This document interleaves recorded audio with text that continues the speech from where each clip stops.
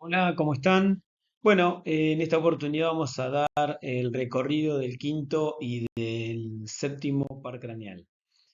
Lo primero que tenemos que hacer es definir qué es un par craneano. Bueno, un par craneano son nervios, pertenecen al sistema nervioso periférico, y nosotros decimos que la diferencia con un par raquídeo es que el par craneano nace del tronco del encéfalo. En cambio, los pares raquídeos nacen del resto de la médula espinal.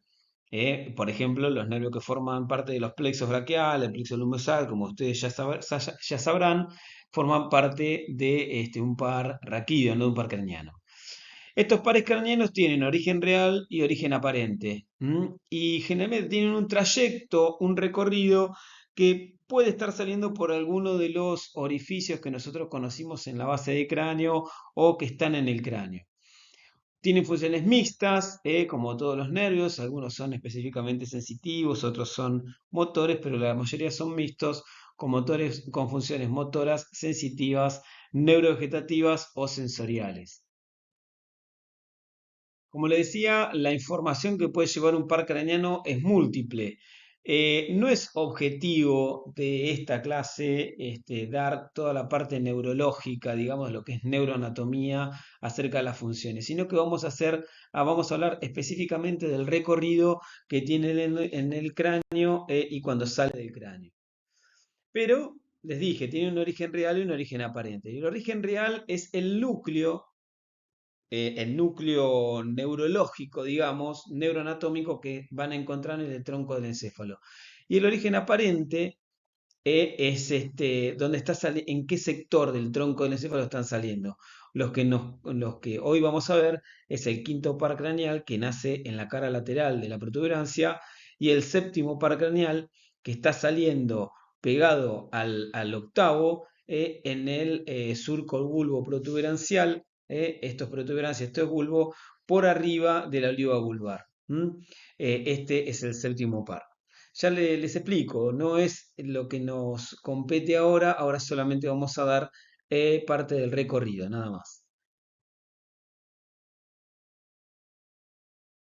El trigémino, entonces, el quinto par, lo vamos a llamar trigémino, trigémino porque tiene tres partes, es el nervio craneal más voluminoso que vamos a encontrar. Tiene distintas fibras, entre ellas como funciones, nos va a dar la sensibilidad de la cara, la cabeza y las mucosas. Va a tener fibras propioceptivas, que va a tener con el maxilar inferior, con los músculos, no con la inervación motora, sino la propiocepción, es decir, que capta qué posición tiene en ese momento el músculo, si está contraído, si está relajado.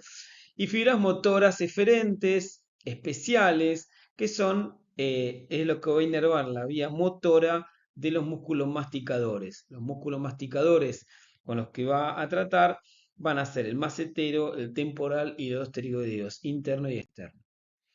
Entonces, este trigémino, vamos a ver que tiene tres ramas. La rama más superior es la rama oftálmica. Se va a dirigir hacia la órbita, y va a llegar a la órbita por la hendidura fenoidal. La segunda rama es el nervio maxilar superior. Este va a llegar también a parte de la órbita, pero siguiendo la vía del orificio o agujero redondo mayor. Este va a recorrer la base de la órbita por un canal que vamos a llamar suborbitario y va a terminar saliendo a nivel del maxilar superior en el orificio infraorbitario. Y el nervio maxilar inferior va a salir como es del cráneo a través del foramen oval. Estas tres ramas, en la práctica médica muchas veces las conocemos como B1, B2 y B3. La B es una B corta, no se refiere a nada en específico, sino que es el número 5 en número romano. Es decir, B1, B2, B3 sería el 5 en número romano, el 1 es el oftálmico, no confundirlo con el óptico. La rama oftálmica no tiene nada que ver con el nervio óptico, que es el primer, o tracto óptico, que es el primer par craneano. Entonces, B1 para lo que es oftálmico, B2 para el maxilar superior, B3 para el maxilar inferior. Y esa B quiere decir que es un 5 en número romano. Las dos primeras, el oftálmico y el maxilar superior, son estrictamente sensitivas. El maxilar inferior es mixto, lleva no solamente sensitivo, sino también motor para los músculos masticadores. El nervio oftálmico, como acá tenemos el nervio se va a depositar, forma un ganglio, se llama ganglio de Gasser. Ese ganglio está alojado en la base del cráneo en una fosita, se llama fosa de ganglio de Gasser, que lo vamos a ver en el hueso temporal, perdón, sí, en el hueso temporal, bien digo. Y acá se va a dividir en tres ramas, B1, B2, B3. B1, como dijimos, el nervio oftálmico, no óptico, sino oftálmico, insisto con esto, que se va a dividir una vez que ingresa a la hendidura fenoidal, que va a estar ubicada entre el ala mayor, entre el ala menor arriba y el ala mayor abajo, para ir a buscar la órbita, se divide en sus tres ramas terminales, lagrimal, frontal y nasal. ¿Mm? Entonces, en el momento en que se van hacia adelante, van a tener importante relación con un sector importante que se llama seno cavernoso. Estrictamente con lo que es la pared externa, ya lo vamos a ver en otra diapositiva. ¿Mm? Y da, bueno, como les decía, sus ramas terminales, la rama nasal, frontal y la rama lagrimal. La rama frontal se va bien arriba, se va a esta región bien alta, hay un orificio ahí supraorbitario, es el nervio supraorbitario que va a dar la sensibilidad de lo que es la frente. ¿Mm? Y la rama nasal termina dando este poquito de sensibilidad ahí en lo que es la nariz. Obviamente da la sensibilidad de las fosas nasales y demás.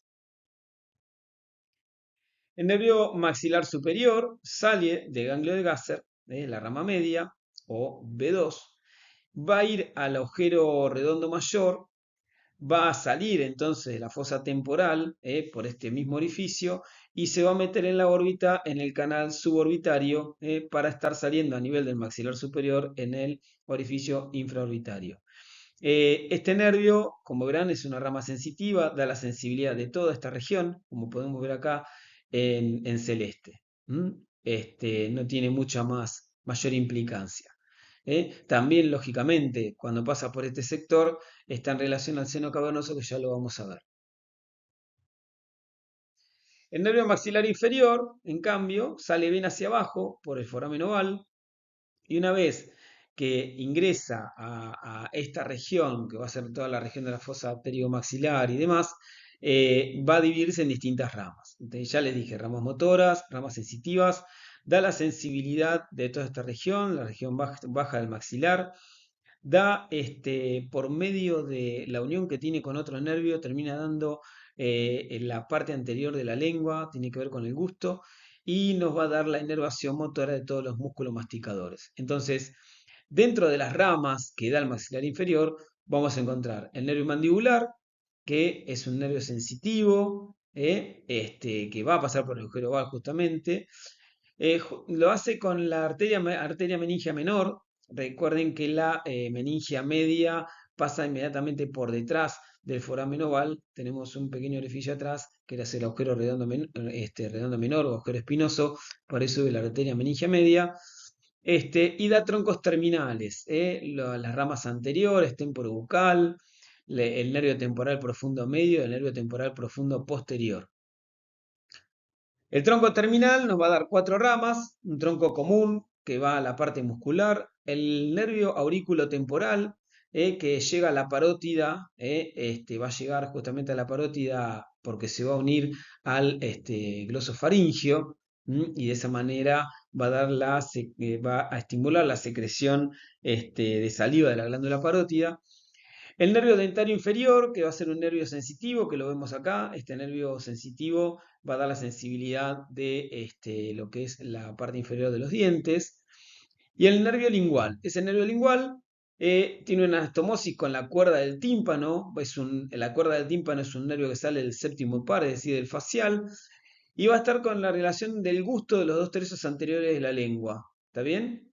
Acá. Y también va a dar inervación, ese nervio lingual, a las glándulas submaxilar y sublingual, estimulando la secreción de saliva, tanto la glándula submaxilar y sublingual. Recuerde que también lo hace por medio del nervio aurículo temporal, lo hace también con la glándula parótida, pero se termina uniendo al glosofaringio, al noveno par.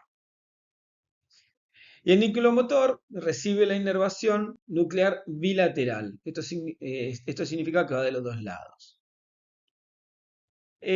Con respecto a acá, lo que estamos viendo es el recorrido sensitivo, de los nervios sensitivos de lo que es la cara y el cráneo. Por detrás vamos a tener la inervación sensitiva del nervio grano occipital o nervio de Arnold, y hacia adelante la rama del frontal de B1. En esta zona vamos a tener B2 y en esta zona vamos a tener B3. Es algo simple, para recordar y nada más. Acá tienen las regiones sensitivas de lo que es la cara. Entonces, B1, B2, B3 y el grano occipital de Arnold. Eh, Acá lo que estamos viendo es un poquito en aumento. Vemos el ganglio de Gasser, vemos la rama B1, vemos la rama B2, la rama B3, la rama B1, el recorrido que hace a través de la hendidura fenoidal para dar las tres ramas o tres divisiones que dijimos: nasal, frontal y lagrimal. Obviamente que el lagrimal va a la secreción de lágrimas, es lo que va a estimular. La rama nasal va a tener que ver con la sensibilidad de la región nasal. Y la frontal, como dije, sale acá arriba a dar la sensibilidad de la región de la frente. B2 por el agujero redondo mayor, maxilar superior. Se va hacia adelante, cae en la fosa arterio-maxilar, acá. Acá va a dar un ganglio fenopalatino. Sigue hacia adelante, canal suborbitario, y termina acá en el orificio infraorbitario para dar la sensibilidad de toda esta zona. Y B3, la rama de sable por el oval, para ir a la parte posterior de la región posterior del área pterigoidea. Acá vemos con aumento la rama B3. Por detrás de eso vemos la arteria meningia media que está ingresando a través del agujero redondo menor. La rama B3 con sus distintas divisiones. Las ramas temporales que van al músculo temporal. Esto es lo que decimos el nervio aurículo temporal, que fíjense que le hace un ojal a la arteria meningia media. El nervio aurículo temporal. Esto va a tener, como les decía, una unión con el glosofaringio. Hacia abajo tenemos el nervio lingual, es este que tenemos acá, el nervio lingual, que daba la inervación motora especial para la secreción de las glándulas submaxilar y sublingual. Y que recibe, y aparte va a dar parte de lo que es la información de gusto de lo que es la lengua, mediante esa cuerda del tímpano que va atrás, que tiene relación con el séptimo par. Esto que vemos acá es el nervio alveolar o dentario, es este que viene por acá, que va a ingresar después a dar la sensibilidad de lo que es la arcada dentaria inferior. Acá de vuelta lo mismo. Estamos viendo el nervio dentario, el nervio lingual. Fíjense el nervio lingual cómo recibe información después que viene desde el facial. Y el nervio dentario que va a ingresar para dar la inervación sensitiva de la arcada dentaria inferior. De vuelta, esta imagen ya la habíamos visto. Acá lo que vemos es la órbita desde arriba, y vemos cómo es el ingreso de la rama B1, la rama oftálmica, con sus distintas divisiones. Recuerden que esto es estrictamente sensitivo, no da funciones motoras. La rama oftálmica no da funciones motoras. Las funciones motoras de los músculos extrínsecos del ojo, que son los que mueven el ojo, van a depender de otros pares craneales, que es el cuarto par o patético, el tercer par, que es el motor ocular común, y el sexto par, que es el motor ocular externo. Esto es un corte a nivel del seno cavernoso, es un corte coronal, lo estamos viendo de adelante hacia atrás. Esto es izquierdo, esto es derecho, está a nivel de la silla turca del efenoides, entonces estamos viendo la glándula hipófisis. Por debajo es el seno efenoidal, por debajo de esto tenemos las coanas. Está ascendiendo la arteria carótida porque estamos pegados a la pared lateral del cuerpo del efenoides, ahí sube la arteria carótida, este es el seno cavernoso.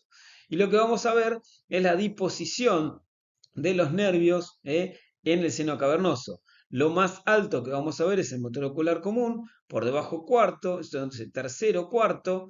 El quinto son las ramas del trigémino. Y las ramas de trigéminos que vamos a ver en la hendidura esfenoidal son la B1 y la B2. La B3 no, porque la B3 se va hacia abajo, el maxilar inferior se va hacia abajo, hacia el foramen oval. Entonces no lo vamos a ver que va hacia adelante, porque no va a buscar la órbita, va hacia abajo. Entonces, tercero, cuarto, las dos ramas del quinto, entonces B1 y B2, y el sexto par que pasa inmediatamente por debajo de la carótida. Esta situación, esta relación, a nosotros nos gusta mucho que la puedan describir. Esto es una imagen de un libro que se llama Roton, R-O-T-H-O-N. Son unas disecciones realmente fascinantes de lo que es el sistema nervioso. Y lo que estamos viendo, esto es anterior, esto es posterior. Estamos viendo el nervio trigémino, el ganglio de Gasser y sus tres ramas, B1, B2, B3, B1 yendo hacia la hendidura esfenoidal, mezclándose acá arriba con B3, con el motor ocular común, que es el tercer par craneano, con el cuarto, que es el patético, ahí, y vemos B1, B2, B3. B2 entonces al nervio redondo mayor y B3 a el foramen oval. Acá lo pueden ver también en todo su trayecto. Este es el trayecto que hace en el seno cavernoso. Lo que está azul sería sangre venosa en lo correspondiente al seno cavernoso. Acá empezamos a sacar cosas, desplazamos y cortamos, entonces vemos que por dentro de B1 encontramos allá el sexto par craneano y la carótida interna, haciendo esos loops, esas ondas para después ascender y ingresar bien para irrigar el cerebro. Esto lo estamos viendo desde atrás. Estamos dejando, esto es el lado derecho, este es el lado izquierdo, esta es la parte central, esta es la hipófisis. Estamos viendo la carótida interna subiendo, vemos el tracto óptico, el segundo par craneano, vemos el ganglio de Gasser, B3 yendo al oval, B2 yendo al agujero redondo mayor y B1 yendo a la hendidura esfenoidal, ya metiéndose allá, todo en la pared lateral de lo que es el seno cavernoso. Como les decía, bueno, el trigémino es un nervio muy amplio, muy grande, con muchísimas ramas. Ya tendremos que estudiar más adelante toda la parte de su origen real y aparente, que no es el tema que nos compete en esta situación. El nervio trigémino es un nervio que trae una patología muy frecuente que es la neuralgia trigeminal, una patología que es frecuente, es un dolor tremendo, muy importante en distintas ramas o territorios del nervio trigémino. Este es un dolor neuropático, lacinante, quemante, urente, realmente bastante molesto. Difícil de tratar con medicación, pero tenemos algunas indicaciones quirúrgicas, como por ejemplo lo que estamos viendo acá. Una de las causas es la compresión neurovascular, es una arteria que late arriba del nervio, como lo pueden ver, y una de las cirugías que hacemos es descomprimir el nervio de la arteria, que es lo que se está haciendo en esta situación. También hay otra cosa, lo que se puede hacer es meternos con una punción desde la base de cráneo. Esto es anterior, esto es posterior, esta es la base de cráneo. Fíjense que este es el maxilar superior. Nos metemos a través de la mejilla, atravesando el bucinador, y vamos a buscar el oval. Una vez que llegamos al foramen oval, estamos más o menos a nivel de ganglio de Gasser, y ahí lo que se puede hacer es instilar alcohol, y eso daña el nervio. Las fibras más superficiales son las de dolor, por lo tanto puede mermar el dolor, o se puede hacer una compresión con balón, o se puede hacer radiofrecuencia. La radiofrecuencia lo que hace es generar vibración, esa vibración disipa calor, y el calor daña las fibras superficiales de dolor, y es un tratamiento por punción bastante efectivo a veces y relativamente sencillo. El nervio facial o séptimo par. El nervio facial también, bueno, pasa lo mismo, tiene muchísimas funciones, fíjense que lo vamos a ver en varios lados acá, pero estrictamente, tal vez lo más importante es que es motor de los músculos de la mímica. También tiene una función sensitiva, algunas funciones neurovegetativas, pero bueno, tal vez lo más importante es que da la inervación de todos los músculos de la cara, todos los músculos de la mímica. Ahí tiene alguna excepción. el elevador del párpado, que es el que sirve para abrir el ojo, está inervado por el motor ocular común. También hay otro nervio, que es el músculo de Müller, que está inervado por una vía simpática. No importa, no es tema ahora, pero sepan que a todos los músculos de la mímica los va a inervar el nervio facial. Es decir, con su rama motora. Tiene una rama sensitiva y tiene una rama neurovegetativa que es el intermediario de Brisbane. ¿Eh? Entonces, todas estas funciones que tiene las vamos a ver más adelante, pero por ejemplo, las funciones sensitivas tiene una sensibilidad, por ejemplo, da la sensibilidad profunda de la cara, que lleva a otro tipo de información, pero la sensibilidad del conducto auditivo externo, por ejemplo. ¿Mm? También tiene que ver con esto que yo les decía, que mandaba información por medio de la cuerda del tímpano cuando se une con la rama del trigémino, que va a través del nervio lingual a los 2/3 anteriores para lo que es la percepción del gusto a nivel de la lengua. Y bueno, después tiene, lógicamente, tiene también núcleos salivales, y tiene que va las glándulas salivales por medio de la cuerda del tímpano, y eso acompaña al nervio lingual, y termina dando también las fibras motoras para los músculos de la mímica, como le habíamos dicho anteriormente.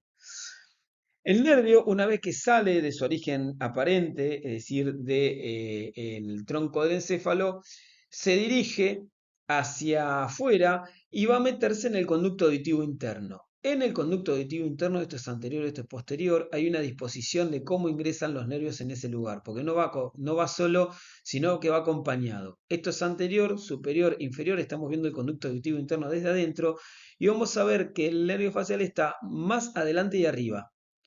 Por detrás, los dos nervios vestibulares, superior e inferior, y por debajo del facial, el nervio auditivo o coclear. Entonces, recuerden esto, el nervio facial lo vamos a ver adelante y arriba. Acá lo vamos a ver. Si nos remitimos a estas imágenes, lo vamos a encontrar en esta zona, adelante y arriba. Esto es lo mismo. Vemos que acá lo tenemos adelante y arriba. Esto está al revés, esto es anterior, esto es posterior. Esto es el conducto auditivo interno izquierdo, entonces. Esto es anterior, esto es posterior. Esto es la impronta por donde va a ingresar el nervio facial. Esto por donde está pasando el octavo par, que es el auditivo, y los dos vestibulares, superior e inferior.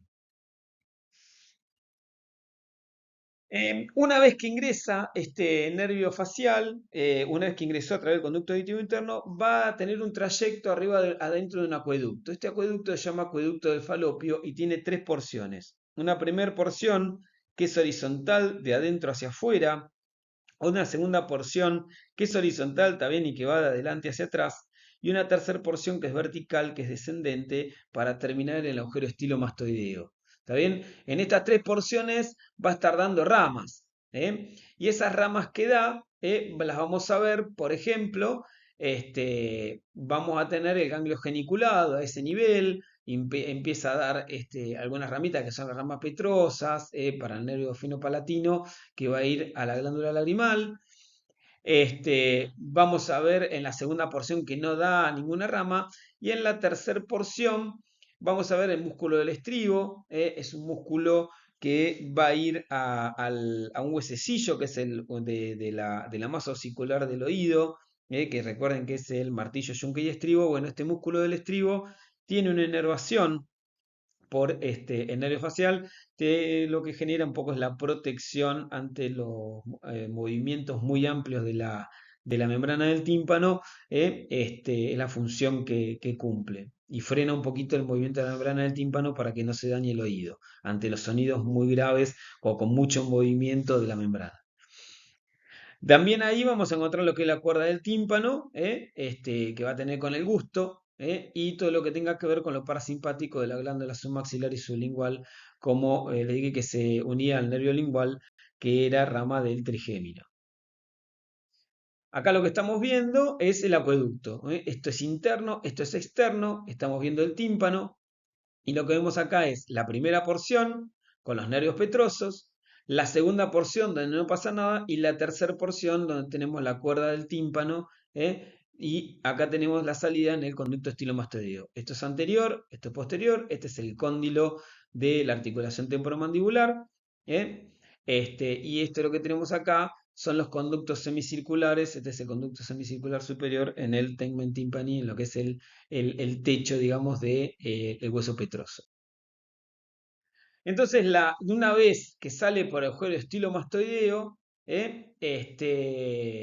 lo vamos a ver que se va a dirigir un poquitito hacia adelante, hacia abajo y adelante, y en el espesor de la parótida, una vez que sale más o menos 1 centímetro, se divide en sus dos ramas, que es la temporofacial y la rama cervicofacial. Es decir, una rama que se va hacia la región temporal y otra rama que se va hacia la región cervical. Y va a inervar todos los músculos excepto al elevador del párpado superior, que como le dije estaba inervado por el tercer par. Da también un nervio auricular posterior que tiene que ver con la sensibilidad, ¿eh? este, y demás. Acá lo que estamos viendo, bueno, es la parte más anatómica profunda con el origen real y aparente del nervio facial. Por acá ahora lo que nos importa es la salida, la emergencia del nervio facial con sus ramas y demás. La rama temporofacial va a dar una rama frontal. Esta rama frontal va a ir acá al músculo frontal, va a ir al auricular. Después tenemos una rama que va al auricular de los párpados, la rama que va cigomático mayor, menor, es decir, todos los músculos de la cara. La rama inferior va a estar más en relación a lo que es el orbicular de los labios, el bucinador, el risorio, todas las ramas todos los músculos que están inervados por el nervio facial. Acá lo que vemos es la celda parotidia, la emergencia a través del agujero estilomastoideo, cómo se divide en sus dos ramas terminales y la inervación terminal de todos los músculos de la mímica. ¿Mm? Esta es la relación que tiene con la parótida. Fíjense, esta es la apófisis mastoides, esto es posterior, esto es anterior, esto es externo, esto es interno, y ahí lo que vemos es el maxilar, la rama del maxilar inferior con los músculos, el pterigodeo interno hacia adentro, el massetero hacia afuera, la celda parotidia y cómo el nervio pasa por dentro de esa celda parotidia y en íntima relación con la parótida. Fíjese que más o menos a 1,5 centímetros se divide en sus dos ramas terminales, ¿no? Temporofacial y cervicofacial. ¿Qué pasa cuando el nervio facial se lesiona? Bueno, tengo esto, una parálisis facial. Es una patología bastante frecuente y recurrente que justamente tiene que ver con su trayecto, porque el nervio facial suele dañarse en el conducto auditivo, perdón, o parte del conducto auditivo o en el acueducto de Falopio. Al dañarse en esa región, lo que me genera es una parálisis facial completa de toda mi cara. La cara paralizada es esta. Fíjese que el ojo queda muy abierto y no lo puede cerrar. ¿Por qué no lo puede cerrar? Porque no tiene auricular y porque justamente el nervio facial inerva el auricular de los párpados. Fíjese como la cara está parética de esa zona y hay una desviación hacia el lado contralateral porque los músculos del lado izquierdo funcionan bien. Y lo que vemos es que, ¿por qué el ojo queda abierto? Porque el que está funcionando bien es el nervio elevador del párpado que depende del motor ocular común.